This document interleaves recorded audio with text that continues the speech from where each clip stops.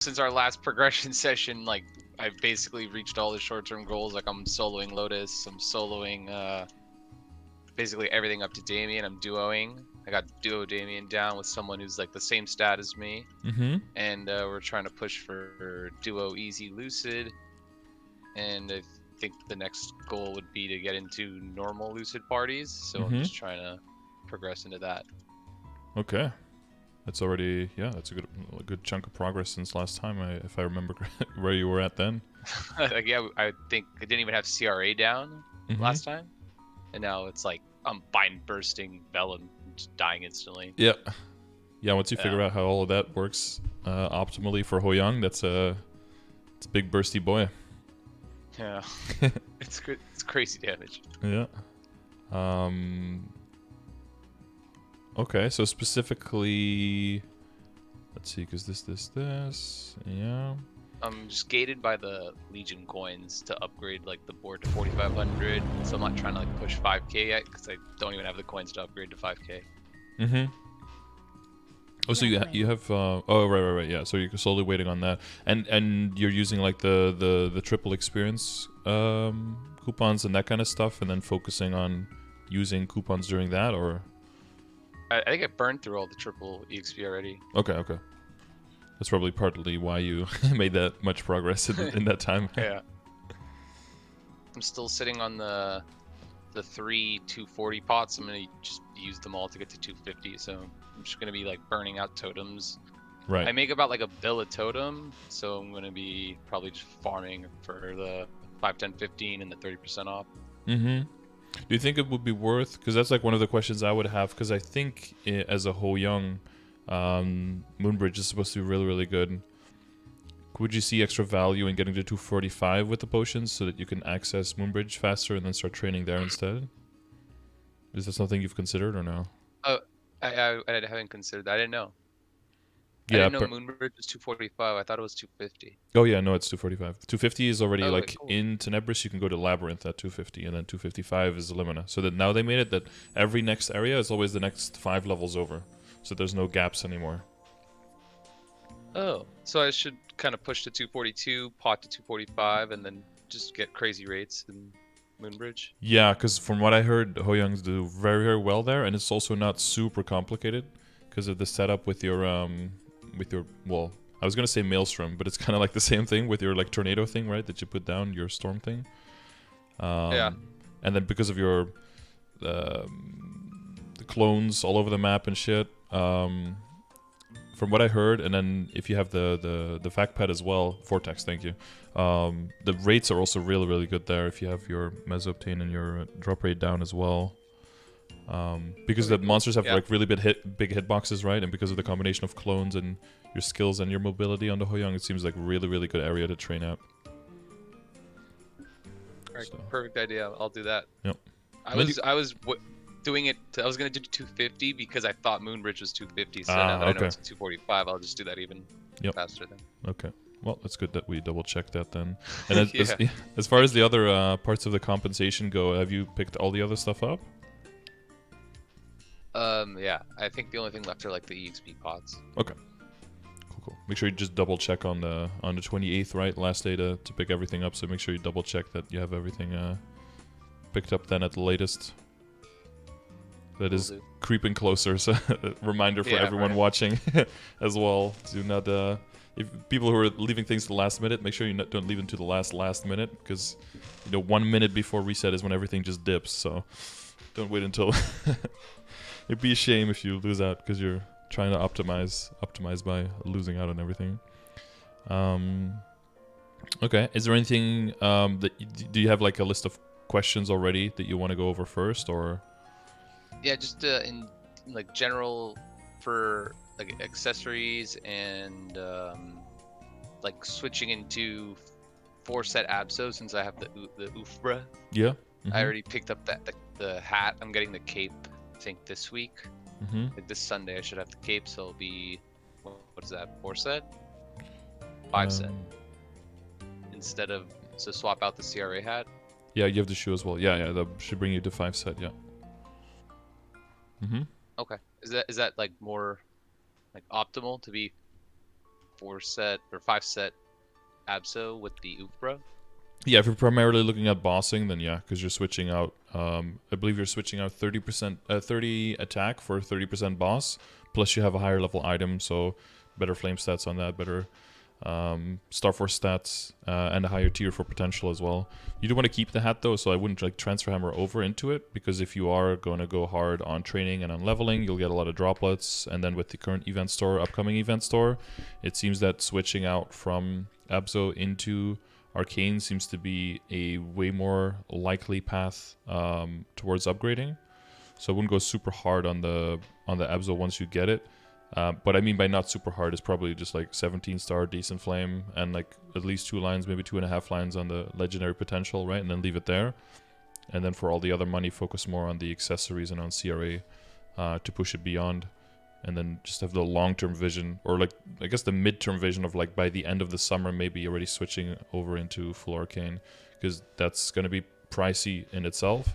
But if you can kind of skip having to go from 17, 18, 19, 20, 21 Abso, but you go straight into Arcane, then you can, there's like a lot of expenses that you can just completely sidetrack, and you don't have to worry about those at all. Okay. Yeah, I was planning on buying out all the droplets, trying to push Arcane. I get really lucky with droplets. I'm like sitting at like 32 already, just from grinding in Arcana. Okay, that's pretty good. And then I have like all the backups and fodder ready to go for the hat, so I wasn't planning on blowing up the TRA hat. Yeah. So, well, yeah. Sometimes people, well, nobody plans to blow up, right? But if your plan is to like transfer hammer, I wouldn't do that, because you know once you go back into Arcane, you want to go back into this hat as well, into the CRA hat. So when you're 5-set, you don't want to get the Arcane Umbra hat. You want to keep the CRA hat. Yeah, exactly. So you switch the hat back, and then because you switch the other Abso pieces, and then the weapon comes in play again for the Arcane set. So you go for 5-set there again as well. The 6-set just for most sets isn't worth going for, and especially for Arcane also you would have to settle for a 17, which can still be really good. But for CRA hat, it's way more likely to go for 20, 21, or even 22 because of the amount of backups you get there, and then that definitely overtakes how good the flame and the bonus stats could be on an Arcane if you can go over 20, because just all the extra weapon attack is just definitely worth it. Okay. And then I had another question about like creating a set of damage accessories, because now like the only accessories I have are drop, and I just wanted to know like what to prioritize. So I have a backup Conan ring. I just picked up the synergy ring. I was gonna cube that like cheaply for drop, and then probably like re-cube the Kana treasure for a damage ring. And then I have like Gollix earrings. I'm working on getting the Gollix ring. It's probably gonna spend the event scroll, the 600 mil one, to like boost the ring up right when I get it to 15 star, and then push it on 5, 10, 15. Is that more efficient than just cubing another Kana's ring for damage? What's the current lines on that? Just Mezzo and Luck.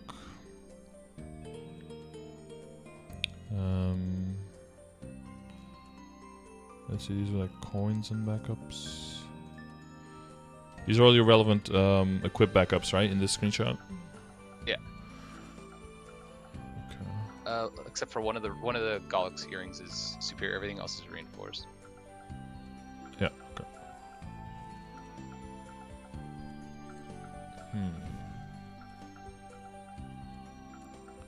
So what were you planning with the Gollix coins? What was your plan right now? Just to pick up this soup ring as soon as I hit the 700, probably like a week, and then because I'm probably not going to get the ring before the 30% off, so I'll just use the 600 mil event scroll, 15 star it, and then push it to 17 on 5, 10, 15. The thing is with until you have the full set for superior, and until you have until that point, all of the event rings and stuff are all kind of like equivalent and are decent placeholders anyway. It's not like the superior ring at 17 is like some godlike ring. The only reason we use it is because of the set bonus with the other pieces, right? So as long as you can't have the full set and you can't equip the full set, it's fine to just rely on event rings for damage, or you know, be it a 17 star Kana treasure or something like that. You do, of course, want to get out of like the Epheus ring and the Silver Blossom ring, but that's mainly, again, that's at the moment that you switch over into the Golok set, because that's when the boss accessory set starts like breaking apart. That's when you introduce the Sweetwater Iron Face, that kind of stuff. You want to do that like in one fell swoop. Go from full boss accessory to 2 or maybe 3 pieces at the most after that. Some people will end up with like the cup, the badge, and then the what is it? The eye, I guess. As like the 3 pieces that are left. The bean mark. Yeah, some people. Well, depending on how high you have it upgraded, right? If you already have, some people already have it. Like you already have it 15, so you could get it to 17. You don't need to swap it out for a monocle necessarily. Okay. Because the goal for the monocle is to get to 17 anyway. If this one gets to 17, has flame advantage, and gives you a set bonus, then that's better than just blindly getting a monocle, right? Yeah, that was my question about like moving into Sweetwater and the monocle. I was gonna ask that next. So like I'm not really in a rush to monocle and all that stuff. Exactly. Since I have a backup for a bean mark.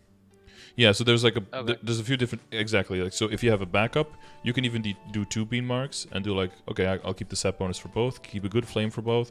I'm gonna settle for 17 for now anyway. And if you roll like a lot of luck on the one that you were actually intending to have for drop, you just switch the functions and you just cube the other one. That's really nice. And because in general that's not what I tend to advise, but that's because people either don't have the drop yet, or they don't have backups yet, or the B mark that they have is just like in their inventory and it's just rare or epic. At that point I would say don't go that way, but just go straight for monocle. But since you're already in here, it's perfectly viable to just do this instead. Because you have the backup, and then you'll always keep the set bonus, and then you just want to go into the tattoo for the other one, and then hopefully just roll a bunch of luck on that. Is it worth it to push the tattoo to legendary? It's already 24% stat. Like, I don't know how much better I can get by like spending. Like, how much would I have to spend to get like a little more stat on it? Exactly. You want to look at what is the amount of stat you're looking for, not like what is the tier of potential that you're looking for. So if your tattoo ends up being unique and you have a few items that are unique and everything else is legendary, but the unique one has the same or even more percentage, then there's no real need to tier it up, right? It's a better... Yeah. At that point, it's better to just spend any cubes if you want to re-roll on what your current legendary items have until all the legendary items are at like 27 or something, and you're like, okay, I want to have 27 on everything. Well, obviously rolling 27 on a unique tattoo is not really going to happen, and then it's time to like tier it up and roll over what you have. But until that point, it's fine to just sit on unique, yeah, for sure. Okay. So which total accessory sets were you, let's get that like ironed out. So the 2 marks, that's taken care of. So Iron Face is taken care of. Earring, that all makes sense, right? It would be like star forcing the reinforced. Are you getting those to like 15 and then trying to, and then during 5, 10, 15, like 16 transfer, 16, 17 on the superior? I have a second horntail earring that has an E-pot on it, and it's 12 star. I'm gonna push that to 15, and then transfer over to reinforced, and then onto the suit. You could do that as well. That could save 1. So is your plan to initially just go for 17 full superior and then keep your backups in case later you want to go even higher, something like that? Yeah. Yeah, that's probably fine. Keep in mind that if that is your strategy, the harder you go on the potential on the item that you eventually are going to roll into again, that might be something that you then have to roll over. So that's something you want to keep in mind. What do you mean? So if you're gonna transfer hammer into, to go to 17, and then you go hard on the potential and you roll something really good, that kind of like locks you into wanting to upgrade on the item itself, so you can save the potential in the trace rather than go for like a 21 or a 22 reinforced earring and then transfer hammering over again, because then it goes down to epic and you have to redo the potential, is what I mean. Okay. So depending on how likely you think that's going to be. Now it is perfectly possible that by the time you're pushing everything to 20 stars, or if you roll, like, let's say you get to legendary on the superior earring and you actually roll like 30% luck, what that could mean for you personally is that you keep the upgrade for the earring and you push that one back until you have superior earring backups, and then you just try on the earring itself, for example. That could be something that you try to do. Oh, okay. So you're saying not to like push super hard on Star Force on the earring until I have superior backup earrings. Well, so there's a bunch of different options. So let's say that you go to 15 on the reinforced, and then you like, you know, during 5 to 15, like 16 transfer, 16, 17, and now you have your superior. And let's say you have your other pieces as well. You want to equip it, so you're getting everything to legendary and trying to get 2 lines on it. And you actually roll like 3 lines of luck. If that happens, there's 2 options from there. Either you're like, okay, I'm just going to keep this until I have a bunch of superior backups, so it's going to take a long time before I upgrade this one. That can be fine. That just means that other upgrades are going to have a little bit more pressure on them earlier to make up for the non-increase in Star Force on the earring.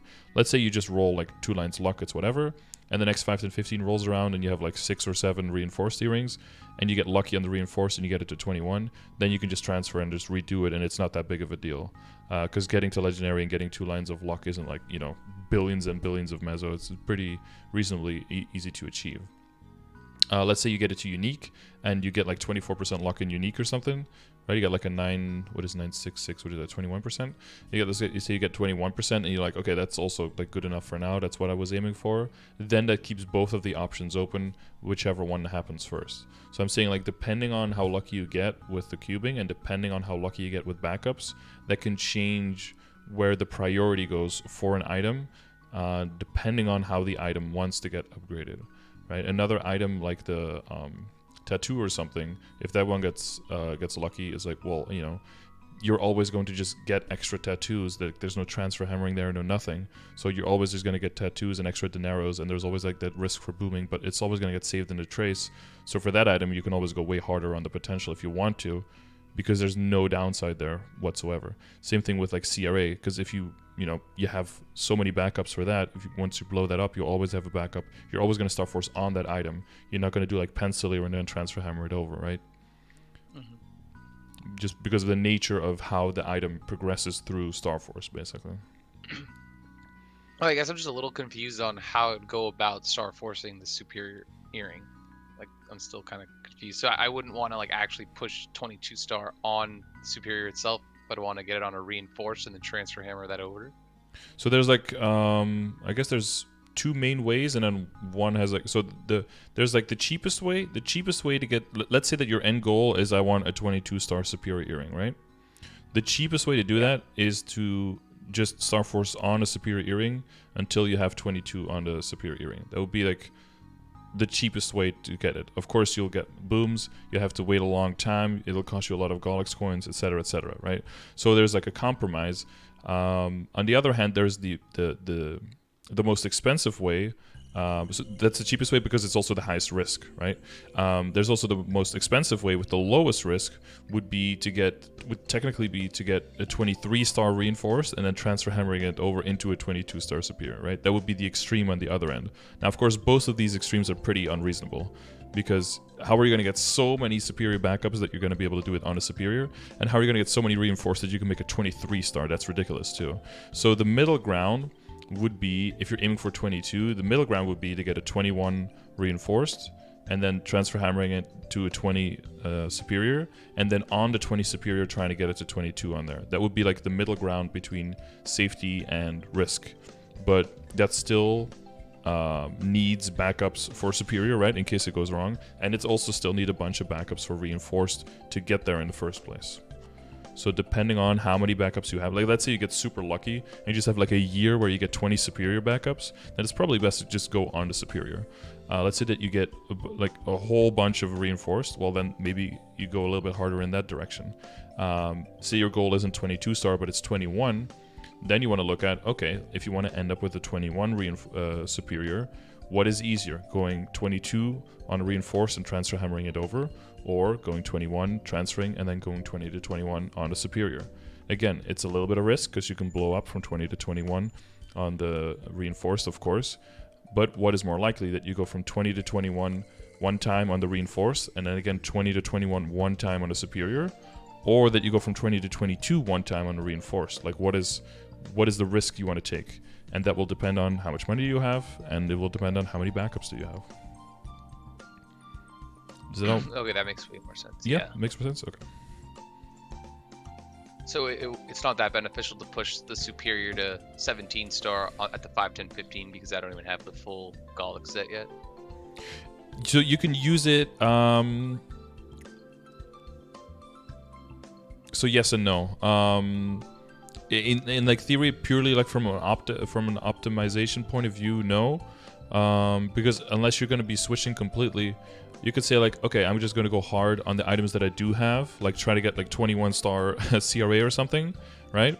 Squeeze those gains out, and then next time when I have all the events to switch over, then I'm going to go for like 21 star on the belt, on the earring, on maybe on like you have like a bunch of Kana rings or Meister rings to switch over to the superior, and then you're switching boom into a full 20 star superior. From like a switching whole sets together point of view, that would be like a more efficient thing. Now, is that necessary? And is that postponing you being able to move into harder bosses? That's possible. So if it does that, then even though from a financially that's more efficient, that doesn't mean necessarily for your progression and for your gameplay that's more efficient. Does that distinction kind of make sense? Yeah. So what most people will do is they'll just, get the 17 star prepped, just not go too hard on the potential, and then keep building up backups. And then if another 5, 10, 15 happens, they do have the money, then you go super hard. But typically, you'll have like one event now, you get everything 17, whatever. And then the next one, you probably go super hard on the items where you have the most backups. So either you do like the belts are like easy to get a lot of backups for, right? And CRA are easy to get a lot of backups for. And then you just aim really, really high for those. And then once you have all of those, then you go for the ones that you had more time to get backups for. That's probably going to be like the Sweetwater stuff if you're switching over, right? Because you just need time to get those Dineros. And probably the Gallic stuff because you just need time to get coins and to be able to buy backups and to get drops for backups. So certain upgrades just take longer to get to just because of time gating, basically. And like more Dominator pendants, for transfer hammering into the superior pendant, stuff like that. Yeah. I don't know what's going on with Ark. I kill him every day. It's been like 2 months. Haven't seen a single one. Yeah. Yeah, I don't know. I've been noticing dry spells with Ark for years where you just won't get one for weeks, sometimes even a month. And then sometimes you'll just get like 6 of them back to back.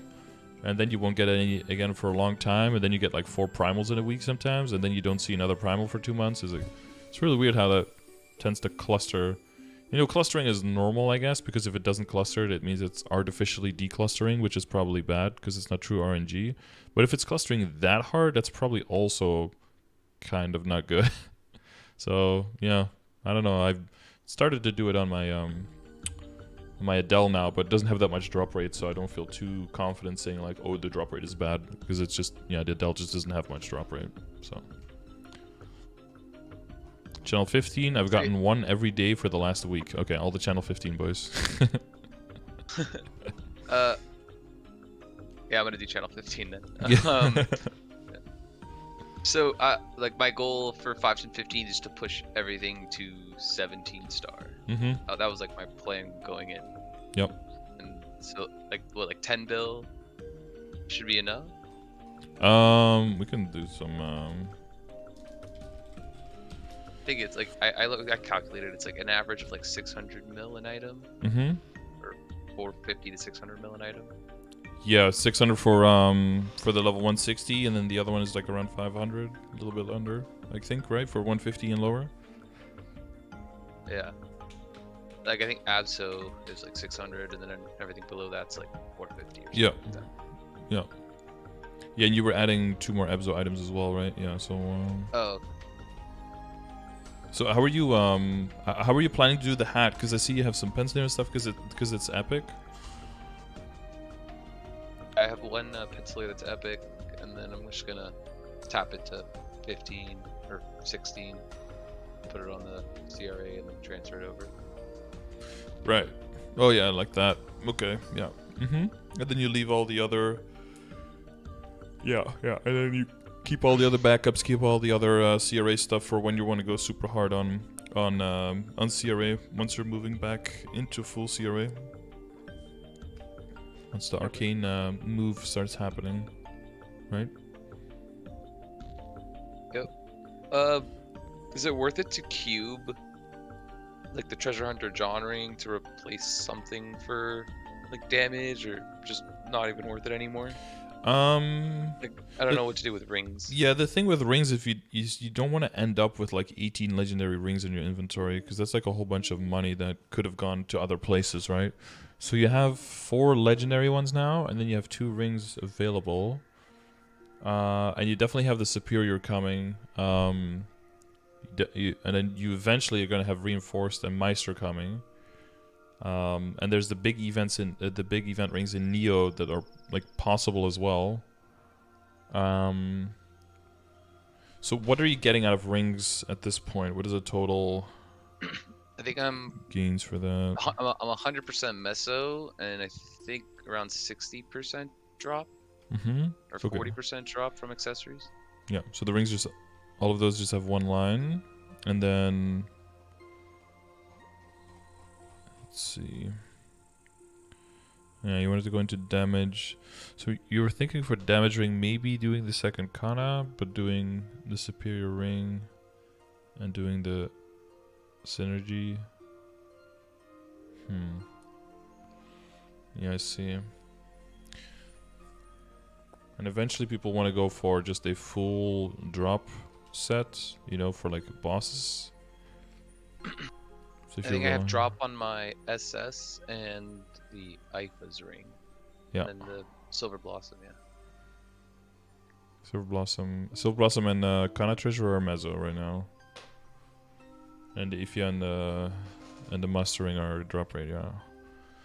So there could be like 2 more that go into drop, and then have you kind of already looked at your account to see like where would you want to spend the where would you want to get the Neo rings, or no? No, I haven't looked at that yet. I wasn't 100% sure. I know you mentioned like the rings. I'm not sure which ones are coming out in Neo. Oh, it's the Awake, Glory, and Nebris rings. And they're all the same stat, those 3? Yeah.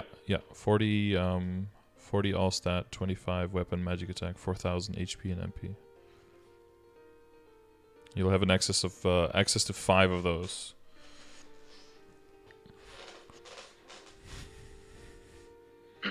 Well, I'm trying to set up a Kana farmer at the same time, just for like droplets and stuff like that. So I'm planning on grabbing the Chaos ring this event on that, Synergy ring on that, probably pick up like 1 or 2 rings from Neo on that, and then probably the rest on my Hoyoung. Yeah, if you want to pick 3 whole rings up on the Hoyoung, that will definitely help you like ward off needing to go into the full superior, right? Because one of those rings is essentially just like a 17 superior. It's almost like the same. That's not to say that you can't use like the scroll on the superior, right, and get it to and buy it already and get it to 17. That's probably fine because you have to buy it anyway, right? So prepping it to 17 would be fine. But if you think it's going to take like much longer, then it comes into play like, okay, maybe getting to Meister, getting a higher Star Force Meister, transfer hammering it into higher superior, and then you don't have the thing where you get it to 17 and work on the potential, and then later on you transfer hammer through and then have to redo the potential again. Depending on, you know, how quickly you're moving through the game and how quickly you're upgrading. Sometimes it's better to postpone an upgrade a little bit so that you can make a bigger upgrade in one go rather than take 2 steps to get there. But yeah, that all depends. I think I'd rather do the longer, bigger step. Like, I'm not in any rush. Like, my damage is fine. It's like, okay, what I want to do yet. And how's the backup for Meister? I'm currently sitting like level 9 accessory crafting, but I haven't gotten a single primal. No primals yet. Okay. Yeah, it's something you have to wait for anyway then. Yeah. Like I said, like if it takes a long time to get a primal, then you know. But you do, let's say that you do get the bell drop, you know, and like around 5, 10, 15, and you could buy the ring, and you're like going towards the amount of coins you need to get the pendant as well. At that point, you could think like, well, that switch is really nice. But again, like, do you need the switch or do you want the switch, right? That's a good thing. If you have the patience and you have the damage, more importantly, maybe, if you have both of those, then just waiting it out and making huger upgrades in one go will just in general will just get you to the finish line faster, whatever the finish line is that you have in mind.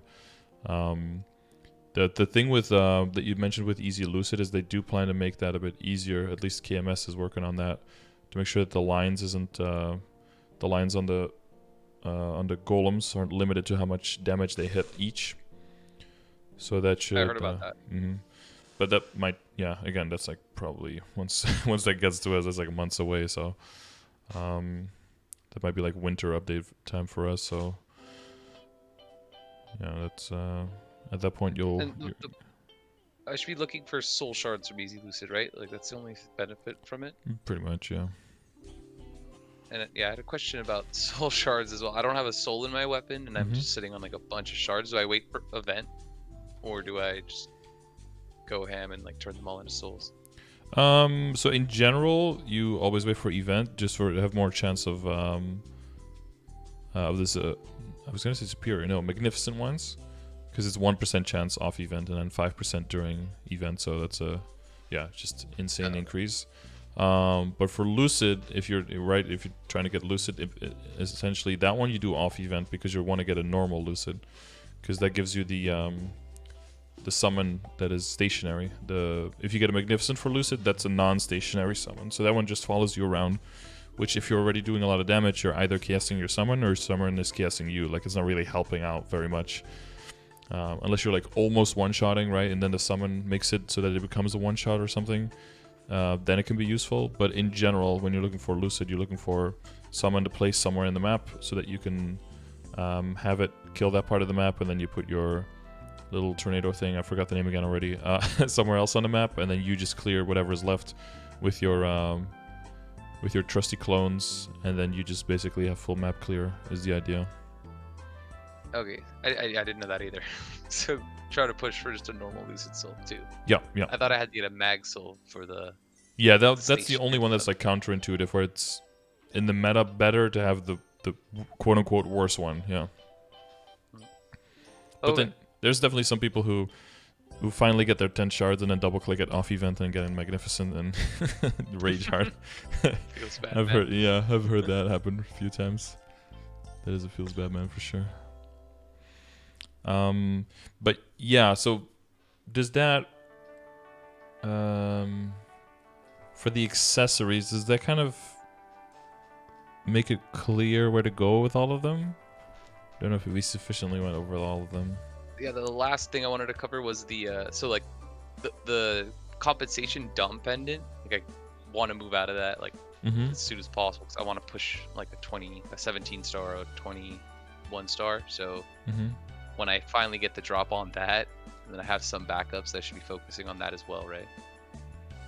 Yeah, so for Dom, typically get that 16 and then just work on the flame right so you can transpose it into Sweetwater.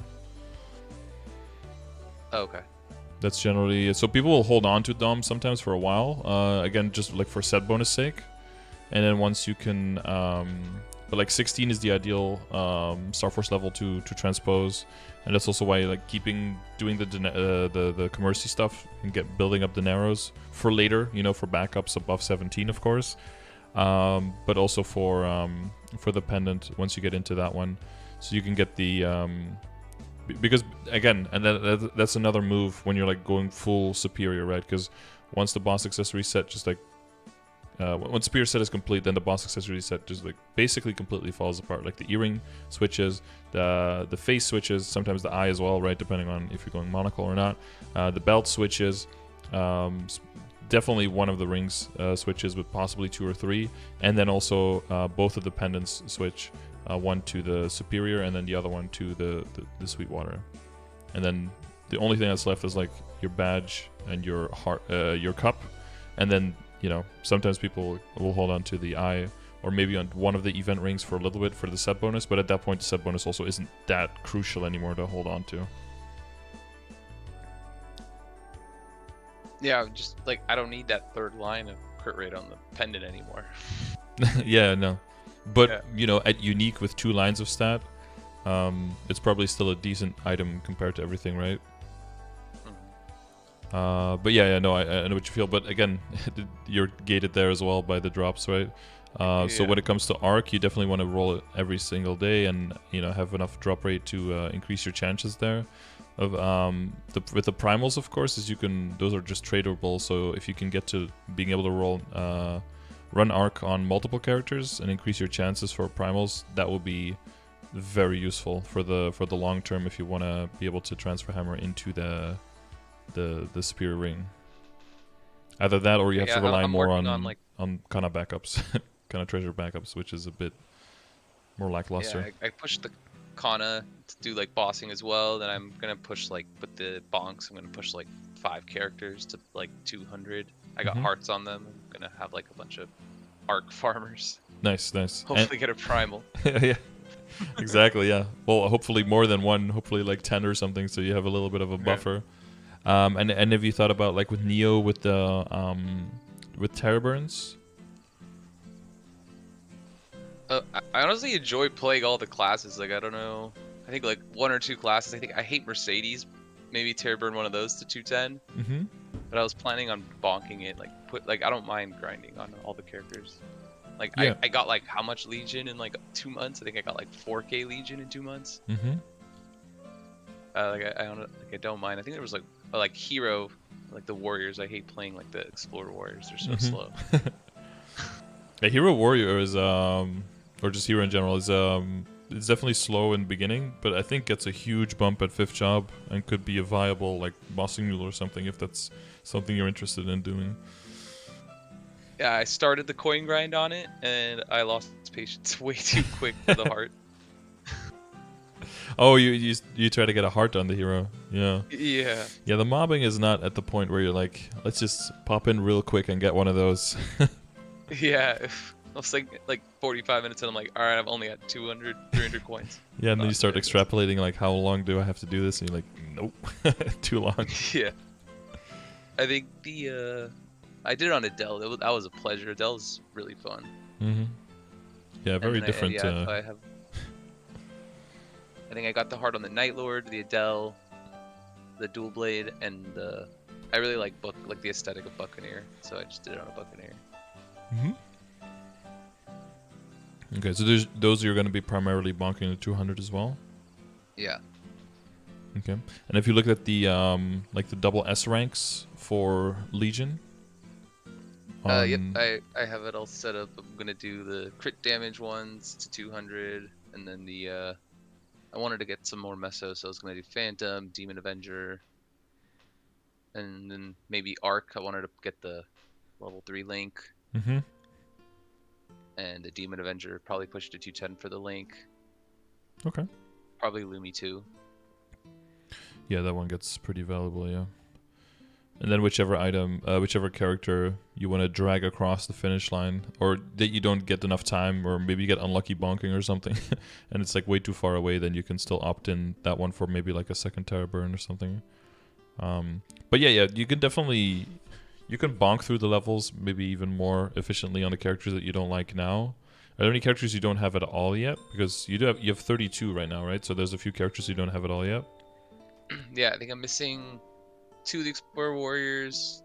I have 1 Cygnus, and then Xenon and Kaiser. Mm-hmm. I gotta level up the Angelic Buster for the Link. How valuable is the level 3 Angelic Buster Link? The more bursty you are, the more valuable it is. And you're a Hoyoung, so it's really valuable for you. Then I was planning on doing Corsair for the extra summon duration. I'm not sure how valuable that is. I heard that does affect your summons, at least your little ghost dude. And I think your I'm just blanking Vortex. on the name. Yeah, Vortex. Thank you. I think the Vortex as well. But if you see, I'm not sure if the Corsair's worth it, because with the tonic ability, I already have 100% uptime of Flame and Vortex when I'm grinding. Mm-hmm. So any more summon duration, I think it's just a waste of a Legion spot or something. I don't know what to get instead. You do get to a point once you really get a lot of characters to put in your Legion. You do get to a point where you just want to do something that does anything. You'll be trying to add the characters that give you dex just because you're getting secondary stat at some point. And And you know, if you can choose between longer summon duration and have more liberty on a little bit more wiggle room on when you have to refresh it, and you know it can stay up a little bit longer, versus getting a little bit more secondary stat that doesn't get multiplied, then you would still go for the Corsair above that then, right? So okay, that was gonna be my question. Okay. yeah. So I'll do the Corsair instead of secondary stat. Mm-hmm. It'll make like not having to watch the Miracle Tonic cooldown while I'm grinding a little. I mean, that's the one thing I did notice when I was doing Hoyoung, is that skill is up way more than you'd think initially. It's like, wow, that it's already back. Damn, okay.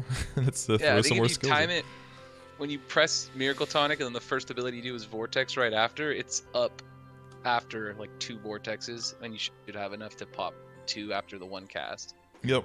I've just been trying to maximize grinding for the Meso rates. And then every now and then you throw in a Tiger, right? And then you can just literally stand still and the whole map just dies. Yep. But then you want to. People say this class is so hard. Yeah, I mean, the startup until you get to that point is a bit tougher. You know, you have that the cudgel and stuff. That one hits pretty hard, but then it has cooldown. But then during some other skills, sometimes you can spam it, right? You can use it like 4 times in a row or something. It's pretty cool. Yeah, like the new Awake skill, yeah. Mm-hmm. Yeah, there's a lot of buttons, a lot of stuff going on. If you really figure out how the class works and how everything interacts with each other, then there's a lot of stuff to work with there. I definitely think Hoyoung is one. I am very surprised that there aren't way more Hoyoungs out there going super hard, because if you give the class a try, there's just so much good stuff on it. I'm still learning new stuff about it every day, like how to extend the cloud and all that, like all these tricks. Like I didn't know until like the last. Oh, with the fire thing, so you can cloud again, that stuff. Yeah, and when the fire, you can like gale into fire, into clone, and just be in the air forever. I didn't know that you can like if you don't use your like the rock and the fire while you're on your awake skill, you could just keep resetting like cudgel over and over and over again, and that's like the most optimal. Yeah, I noticed that when I was doing the Project CRA, it was like just like smashing cudgels, like, oh, it's back, oh, it's back, oh, it's back. I was like, oh shit, let's throw some more cudgels in there, because it's a lot of lines, especially if the boss is just standing there. And they made the bind a bit better, and they I think they balanced the iframe a bit, you know, a bit more. When if you just tapped it, it was such a short cooldown, that was probably a little bit too much. But they are getting, the Hoyoung is getting a pretty strong nerf coming its way, which is probably good, because the burst right now is pretty insane. I heard the nerf was because after they raised the damage cap, it just made Hoyoung so broken that they had to nerf the burst cooldown. It was also the amount of lines, right? I think it's the amount of clones during the, what is it, clone rampage? Yeah, Yeah, it's probably for the best. Yeah. I mean, and for GMS, seeing how hard it is a burst meta in the first place, how Hoyoung outperforms, like I think it almost outperforms Night Lord even at that point. They're like at the same level of crazy burst, but then off burst, and the Hoyoung is way better than a Night Lord. So, but except for that, they were buffing Night Lord a little bit in both burst and off burst scenarios, so they probably saw the. You know, because if you also compare the survivability and the mobility of the two classes, then it's kind of unfair. Hoyoung's nuts, like the most survivability in the game. Yeah, probably. Like what class has a 15-second iframe? Yeah, and then a second one, and then a flexible length main one, and flight, and yeah, a lot of survivability out of the mobility as well. Like the main survivability from a Night Lord is the dark side and then the mobility, and then Hoyoung has also like not as good dark side, but also has some dark side and has way better mobility, and then also iframes on top of all of that. It's like that's and then also comparable burst, comparable if not better mobbing, and better off burst damage. Is like it's not really a good comparison. I had a question about the V Matrix, just in general. Like, how hard do I want to push these boost nodes until, like, I want to start getting boost nodes on my Kana so I can, like, efficiently farm in Arcana. I don't know how much, like where to prioritize. I'm still doing random, like, I'm getting, like, 30 to 40 on average per totem, like, nodes. Then I'll dump them all, and then I'll disassemble the ones I don't need, re-roll them into nodes again, and then just keep doing that. And I'll end up with like 50 or 60 nodes out of that. And then, so I don't know, like, if I should be pushing like HS, if I should be pushing like the skills over the boost nodes, or should I still be rolling like cubes? Do the uptimes change on any of your skills when you level them? Have you checked that? I think the only one is Tiger. That one just lasts a bit longer if it's higher level? Yeah. I think you get more, not insane amounts, but I think you get more final damage on Last Resort, right? When that one is leveled? I think so, yeah. And I believe there's also scaling on the Goddess, but I'm not 100% sure how that one works for Hoyoung. Yeah, you do get more damage.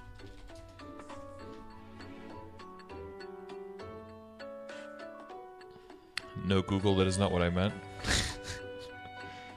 Look for a Hoyoung Goddess blessing. Do you mean hot young goddess? No. No, Google, I did not mean that. Jesus Christ. Good thing I did an image search. Grandest Goddess blessing.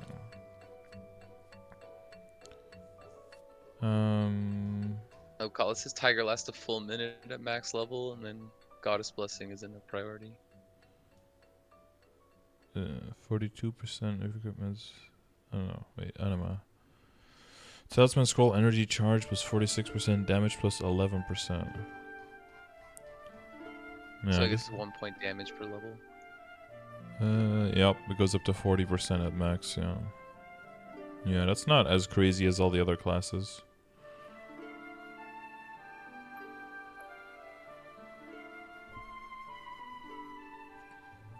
But like when you compare that to your, that's like 40% for your big burst. But if you compare that to the terms and conditions, that one's 60% at level 3. Like, I mean, it's only 10 seconds, but it's kind of crazy how this skill is like, I mean, it's lasting 4 times as long, but it's doing only 2/3 of a Link skill. And the knockback resistance, I don't think that does anything for you. I mean, it does give Talisman and Scroll energy charge, but I mean, I don't think you need that, right? You're already. Don't. It's. Yeah. I don't find that. Yeah. Like, I already have trouble weaving Gordon like on bosses. Yeah, I think exactly. It's up so much. Yeah, this is kind of dookie for Hoyoung, and they're still performing so well. That's probably why it's not that good, because they don't need it. Yeah, the knockback resistance is useless. I have the Mihao Link, like 100% uptime on that because of the mechanic buff duration, and then like my IA is the 35%. Like if you feel like bossing wise you're progressing just fine, and that you're able to kill monsters in your level without any problem with these boost nodes, I assume, right? Yeah. But yeah, I'm one-shotting like in Arcana like overkill, and then I don't think I'm one-shotting with the fan, like the main farming ability in Esfera yet, so I don't know how I'm gonna be doing in Tenebris. How's your arcane power doing? Is there still quite some room to grow there, or 880? It's decent though. We do have some temporary buffs. Yeah, it might not be online if you go into the higher level areas because of the arcane power requirements, right? You don't get the final damage boost yet.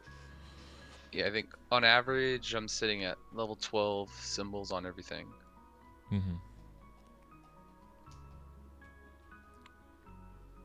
And then I took all the points out of Hyperstat Arcane Force. Yeah, exactly. Yeah, I think dumping some levels into Holy Symbol could probably be beneficial. Just increase that drop rate, especially so you get those primals and dominators as well, right? Yeah, that helps you in a bunch of different stages. And of course, a little more experience when you're training is always nice. Usually I don't like max that one. I think it typically get it to like 18 or 19 or something, and then I kind of leave it there because it levels up so slowly there, and it's like 1% for one of the things every 3 levels or something. Like it starts getting a little bit crazy on how many nodes you have to throw into it to even get some kind of result back out of it.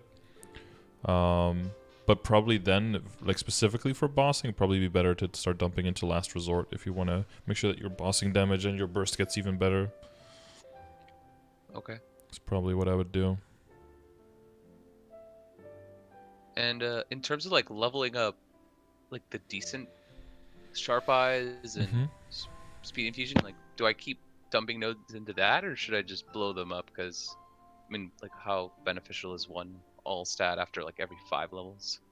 If you get them, I would just level them up, but I wouldn't specifically make them unless you're trying to min-max, like past 250 for like endgame your characters. Mainly, the value in leveling them up is not so much the stat. The value is in that there's more underlap, as in the the opposite of overlap, between how much, or I guess more overlap in how much time you have until you have to rebuff, and how much longer the skill is still up, which gives you more flexibility to make sure that you don't have to rebuff them during your burst, because there's already so much you have to be thinking about during your burst, right? If someone's like, okay, we're going to be bursting in like 30 seconds, you can look at your decents. If you're in a situation where your decents are going to run out in like 25 seconds, then you're kind of fucked if you have low level, because then you have to pop them right before the end when you already have like 13 other skills to press. Whereas if you have high level, you can just repop them then, wait like another 10 seconds, and then start popping your main rotation, then be completely ready, and then not, you know, see them blinking in the top right corner of your screen and see them disappear during your burst, because that just feels bad. So yeah, so eventually you can min-max those, but typically I would, if I'm on a character that I don't want to, that I know I'm not going to push hard on, I typically just keep level 1 and extract everything else. If I know that I might push further on, I just level them up as they are. I don't think I've ever really made decent skill nodes except for Holy Symbol on any character. Okay. Yeah. Yeah. I seem to never get Holy Symbol. Like I don't think I've opened one up in like 200 nodes. Nice. I mean, it is level 10. It's like your highest level skill node, right? The cafe gave me those EXP nodes, and I just dumped them into. I see. I see. To deal with it. That's how it got there. The will skill. Yeah, I think the will skill is like one of the last ones you put in for Hoyoung. So we already have like enough summons. Yeah. I mean, I guess it is still it is good damage for if you're bursting. It is really good damage, but of course, yeah, even for will, where you probably want a lot of the burst, it doesn't work there, so kind of takes away some of the utility for sure. It's more if you're trying to do like hard Lucid, and you're trying to min-max your burst for hard Lucid, it's really good there, because it's just very, very solid damage. Even at level 1, it's really strong. And then the consensus now we're just holding Blink because of the KMS update? Mm-hmm. Okay. Yeah, by the time you're like 250, 255, and you have so many slots you don't know what to do with them, then, you know, you just pump that in, get a bunch of free weapon attack. And, you know, another way to, like, float around and, and survive, I guess. Which, I don't know how, as a Hoyoung, you're going to have enough keys on your keyboard to even put that somewhere, but, you know, that's, I guess that's a problem we'll get to once, yeah, right. once we get there, yeah. What else? Oh, yeah. Just wanted to double check my WSC real quick. Mm-hmm. Because I know the Ufra kind of like locks you into this For sure. boss damage, which is like useless lines. Mm-hmm, mm-hmm.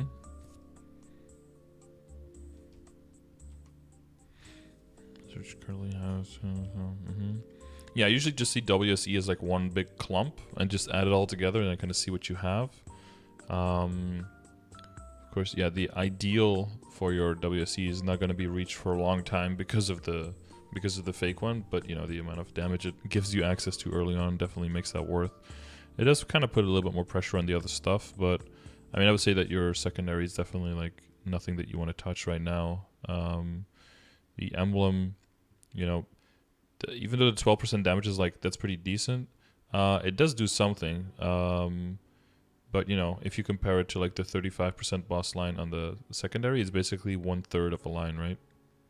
Yeah. I've been, like, if I ever have any extra black cubes after, like, I'm done upgrading my stuff, I'll, like, just throw it on there to see what I get. Hopefully trying to get, like, a 2-line. I want to keep that IED because the Hasty's Tasty went away, so yeah, kind of like, I was struggling there.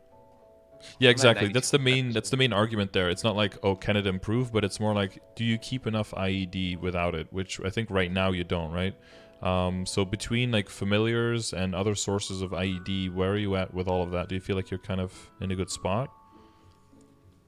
with the cafe title on, I think I'm at 90 and 92% visual, and then I'm at 40 on the boost nodes. I have the hyper.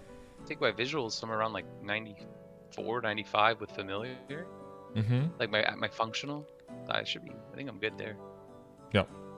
It sounds good. So I think it's probably something that you focus on more once you've completed the Superior Golic set, because then the 30% ID that comes in from there will like release you from the chains of needing it on of needing the line on your emblem. Okay. And for now, I think that's fine. Yeah, because again, like a weapon you can't touch. The secondary, I think, is way too expensive to touch. And yeah, if you have spare black cubes, you throw them on the emblem. You can do that for now. But I would definitely keep the ID for now until you can you replace it with the superior set. Yeah, I would say. And then in terms of like IA and rolling for like legendary, like I don't know where that fits into the priority of like the overall like account. Yeah. That is a hard thing.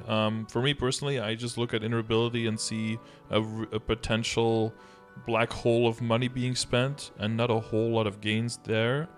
So I usually put that off until very long. If I get lucky with the circulator, I'll do something with it, but otherwise I kind of just I think it's one of those things where if there's a 50% off announced, which I don't remember. Was there one? I think it's like the last one. Yeah, the last one, right? Yeah. Sunday. Yeah. Around that time, you could say like, okay, I have X amount of money because this is going to be after 5 and 15. There might be a cube sale at some point, right? So there's a good chance that you don't even have that much money to roll around with at that point. You could say like, okay, I'm going to spend 5 bill on circulators to see if I get something crazy. And then if I do, I'll just roll. And if I don't, then I'll do it next time, kind of thing. And I think it's just important to set a budget on how much you want to spend on an event, an amount that you're comfortable with, and then just spend that amount, or less, of course, if you get lucky. And then if you don't, then you just move on and wait until next time and then go back at it. But it is definitely a lower priority, specifically if you don't need the attack speed to hit the hard cap, then it is very low priority for most people. And in that sense, a combination of either buff duration for you or drop rate and mezzo would be like just fine to hold on to. Ideally, do you know what like ideally you're looking for? I want 20% meso. Like that's what I got want like a meso line. I mean, not for damage. I know damage you want the either buff skull duration or I think. I haven't looked at this chart in a while. Let's see if this is still up to date. This one says, where's Hoyoung? Passive skills +1, and then buff duration and crit.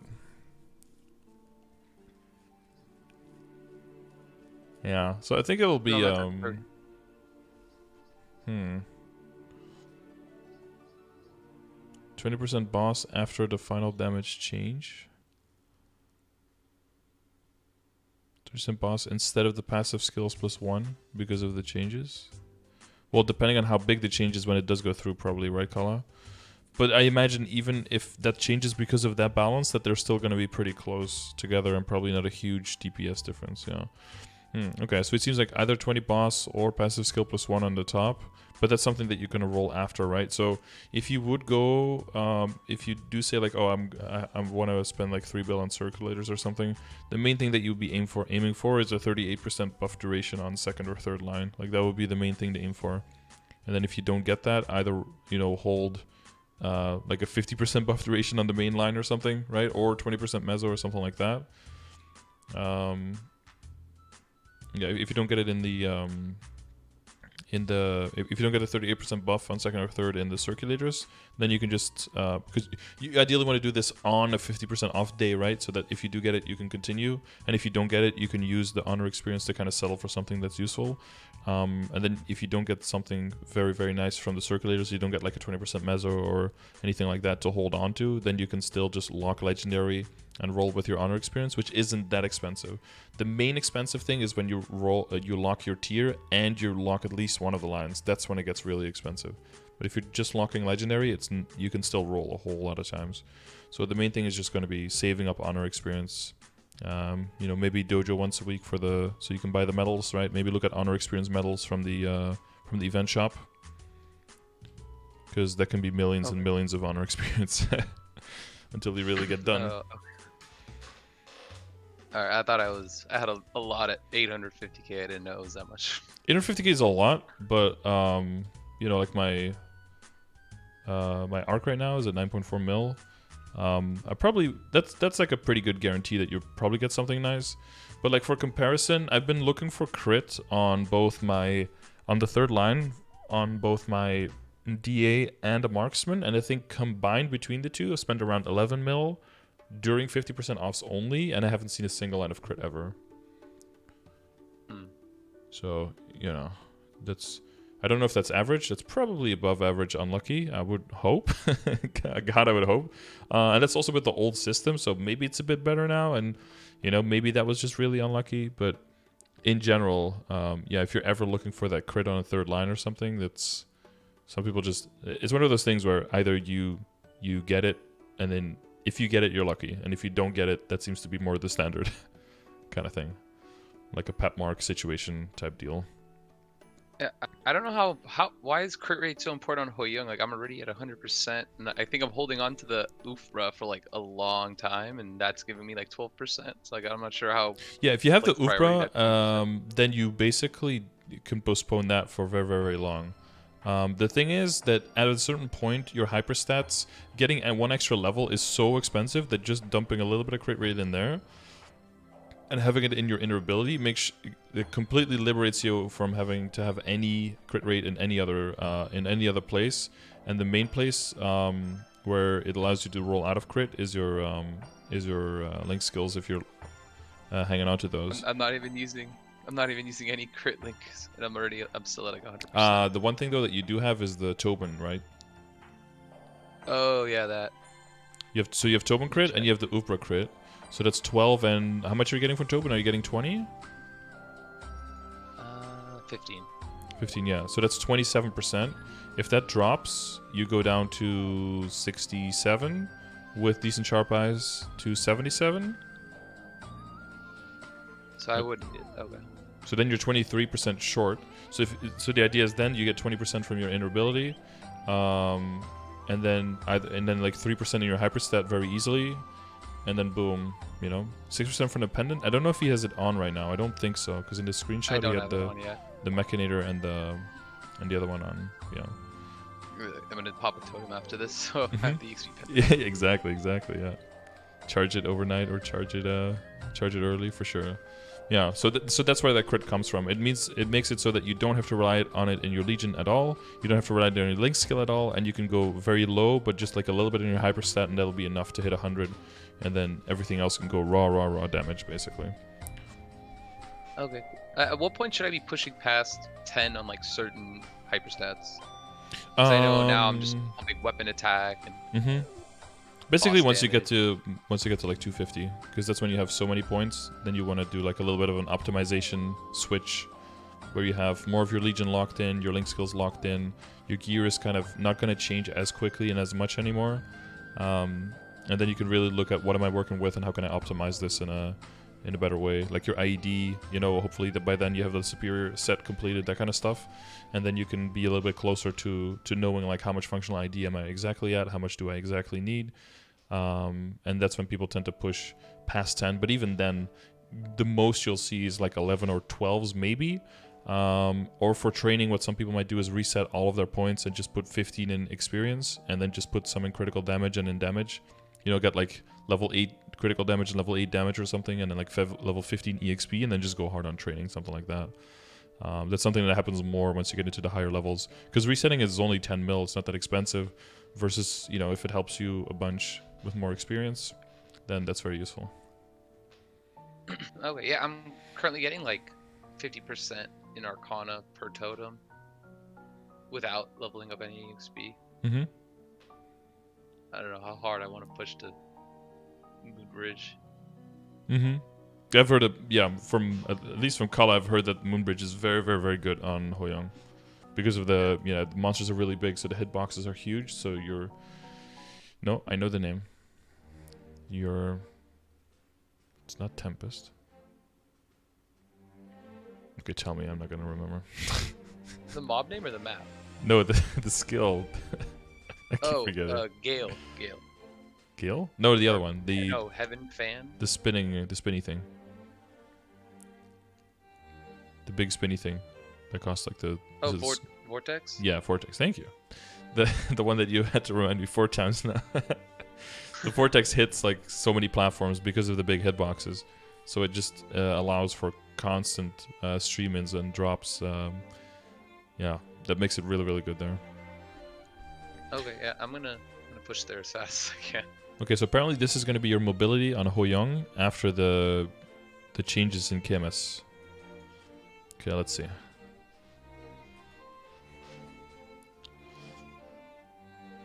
Just fly forever. I think that's what we're gonna look at. Yeah. All right. So fly up. Boom. Boom. Then a float.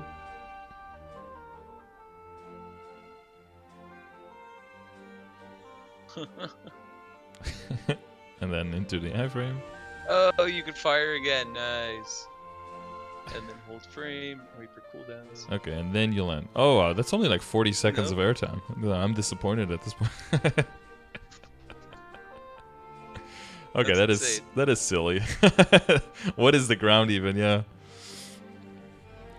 It's gonna be really fun when you play like the floor is lava with a bunch of classes and they're just all like flying up in the air. You're like, bruh, you're like just looking up. Meanwhile, you've got like the Explorer Warriors who have like an up jump and a flash jump in the air, and then that's it. They land after like a crispy clean 1.3 seconds. Less than Kadena. Yeah, Kadena has more airtime. I think Beast Tamer has more airtime. Depending on the crystalline wings, I think Ilium might be... It depends on the ceiling though. Because if you go to a map with a really high ceiling, I think Beast Tamer always wins because you can go so high that by the time you fall... Xenon has infinite with boosters. Yeah, there's a few classes. There's way more classes that have like, some obscure flying capabilities than you might think initially, yeah. I don't think they're as hard as pulling that off on Hoyoung though. That's like... That's so many buttons to pull that off. Yeah, I think the Kadena one is pretty tough as well. The timing is very particular there. If you don't do it properly, you just fall very quickly there as well. But yeah, those are definitely a little bit harder. I think with Beast Tamer, it's just like press button, press up kind of deal. Okay, did you have any questions left, or is there something that came up where you feel like we... No, I think you covered everything. Yeah, my main focus was like moving into like accessories and like the nodes and stuff like that, and you covered that. Okay. And then they get the IA stuff. Yeah, IA is it's a tricky thing for sure. Legion you had all planned out. Went over that. Yeah, we didn't really go over familiars, but that's mainly a thing once you get into Moonbridge, right? Then you can start worrying about that. Yeah, I have like 2 IED familiars and the spider. Yep. Good on the yeah, that's really solid up until there for sure. You were working on Meister. We talked about Arc. Helix Daily. You're soloing Helix Daily, or are you doing that? I was getting coin Okay, that's a good response. And I mean, I have the damage to kill Helix. I just... Yeah, technically I can, but... Mechanics. Yeah. It's quite a boss. Like, I burst through phase 1, and then... Like, I'm still working out like how to stay safe in phase 2. Yeah. Maybe it's a good idea to like leave phase 1 up a little bit and just leave the map, and then wait for your cooldowns to come back. Right? You know you can leave the map mid-run. I haven't thought about that. And then you just wait for the cooldowns all to come back, pop back in, finish phase 1, just pop all your shit on phase 2, and just burst through phase 2. I think. Alright, I'm gonna try that. I haven't done Helix today. I'm gonna do that. Oh, Kala said you could cheese phase 2. What, do you stand like on the right side and hold your dash thing? Or what? Kala could cheese phase 2 because he kills Helix in like 2 seconds. There might be some Stay far on the right in phase 2. If you stay as far as the right, you can't get touched. And then your clones and after image shit just kills the potatoes on the ground. Or do you leave the vortex on the ground? Yeah, or do you have to put a vortex down? Let me find the video. Okay, Kala will send you a video. He's Michael BLM in the chat, so just message him in the chat when you see him, Kala. Oh, butterfly, that's the one. Butterfly and the yeah. You don't need to move. Yeah, that's the one thing. If you're like at the extreme edges of the platforms in phase 2, then the hand doesn't come up at all. And you're and then you're out of range for the other attacks as well. You might have to sit on the right side versus the left side because the right platform I think is a little bit shorter. So if you don't have the range to hit alt from all the way on the left, then alt sitting all the way on the right is safer, I think. And if you have enough, after image stuff flying around like Hoyoung does, then that takes care of the potatoes on the bottom, and then you can just sit there. Yeah. Okay. Yeah, Gekchub says that the butterflies and the ghosts take care of it, yeah. It's kind of... It doesn't feel very confident to just... Oh, let me just do that, because then if you fuck up your run, then... you don't have any practice runs or something, so... It is always kind of scary to... Right, and that's why I don't like the entries for Helix and the limitations, because it's always scary to try new things, whereas you should be trying to, constantly trying to innovate and trying new things to, see if you can make things happen. Yeah. But there's too much punishment for doing that. I mean, the guy who was coin carrying me, I was doing the the insurance, and then I was dying out almost instantly to the breath, and then I got good at dodging that, and then eventually being able to kill phase 1, and then phase 2 I just don't get enough time to practice phase 2. So now I'm almost getting done with phase 2, and I'm just there's not enough. I wish there was practice mode. I gotta have it down by now. Yeah. It's probably something that's important. Oh, Kala sent the video. Hang on, let's see. Phase 1. Sushi Hoyoung. Phase 2. Oh, does he go left side? Oh, he puts a door there. I've done the door trick.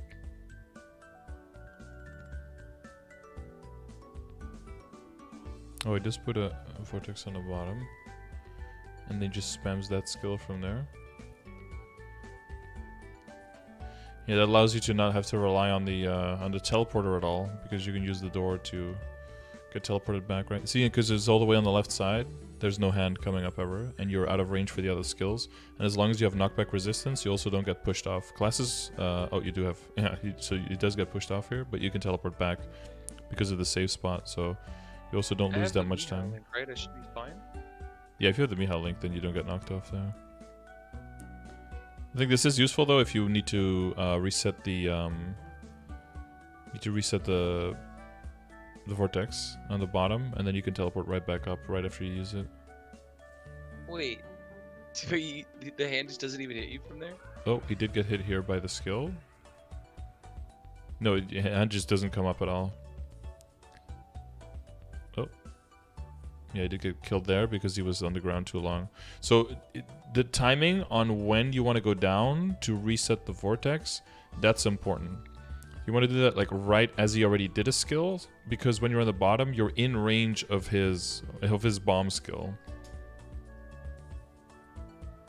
The reversal? The one yeah. That puts, the reverse on you? Yeah, reverse and the bomb, right? That explodes, does 99% damage.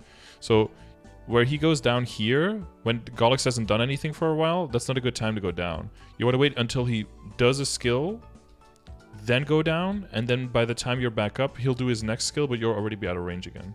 Here, he waits a little bit too long, and now Golix can do his next skill, and then hits him with the bomb here, and now he's kind of fucked because he gets knocked, and then he has to iframe the bomb, and then the hand comes up right after. Wait in the room for burst, and then it would have been dead by now.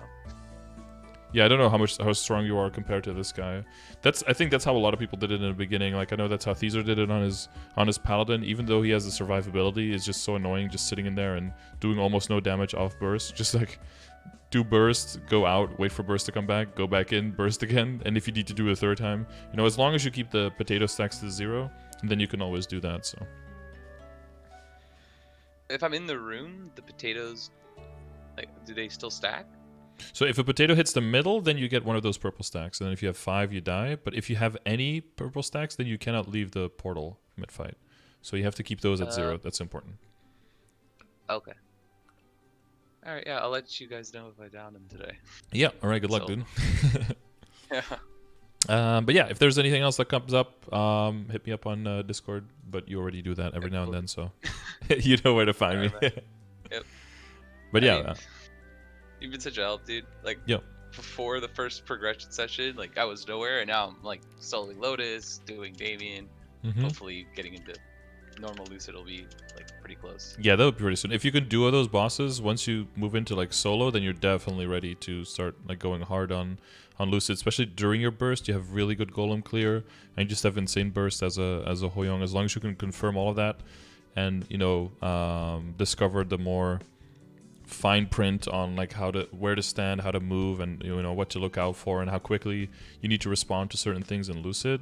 Once you figure that stuff out, then you'll be golden for that boss as well, for sure. Awesome.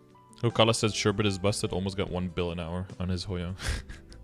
Which map in Moonbridge? Is it VC3?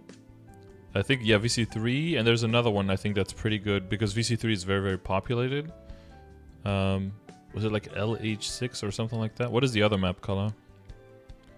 Yeah, he's in 1-4 in Limina because of the layout. You can just, the vortex is busted there. VC3 can reach 850 to 900 an hour. Yeah. Oh, crap. At that point, who needs a Kana farmer, right? Just grind it out on the Hoya. Oh, LH2. Oh, yeah, that's the other one, yeah. Yeah, well, they're kind of similar, right? LH2 and VC3 are kind of similar, so those are the most popular maps in Moonbridge for sure. And a lot of people are pushing to that area. And I think people who who can't find maps there go to Celis instead. Okay. Yeah. All right. I just want to get to the point where I'm like raking in Legion coins for like wealth coupons and stuff, but I'm yeah. like, stuck leveling up Legion. Yeah, for sure. Yeah, I still have a few more characters that you can add in, but yeah, once you get more characters closer to 200, that number is going to go up a lot, because the efficiency for your Legion power definitely comes in once you start pushing characters past 150. You don't even have to worry about their Star Force too much, but once they get closer to level 200, you see a lot of Legion power increase on them for sure. Okay. Cool, keep that in mind. Yep. All right. Best of luck. Yep. And I'll see you around. Yep. Bye-bye. See you. Bye. Beautiful. All right. I hope that was very informative to everyone, especially for the specifically Hoyoung people, I guess. But yeah, again, reminder, make sure you come up with a plan for your compensation if you haven't yet. Very big value in all of that. I do have the compensation video, of course, available on the channel that you can check out for that. That will help you out on figuring out where to redeem stuff, and you know, you have 5 more days, so don't wait too long on that if you haven't done that just yet. But yeah, if you thought this was informative, make sure you check the description of the video on how to get one of these sessions for yourself. There's currently a bit of a wait list, but not too long. I think there's like 2 or 3 sessions after this that I'm already planning. And if you have any information for me in the form of battle analyses or monster skill per hour in any Arcane River area, or training videos of you in any Tenebris area, send them to me. Information on how to do that is also in the description of the video. And yeah, thanks for watching, and I'll see you on the next one.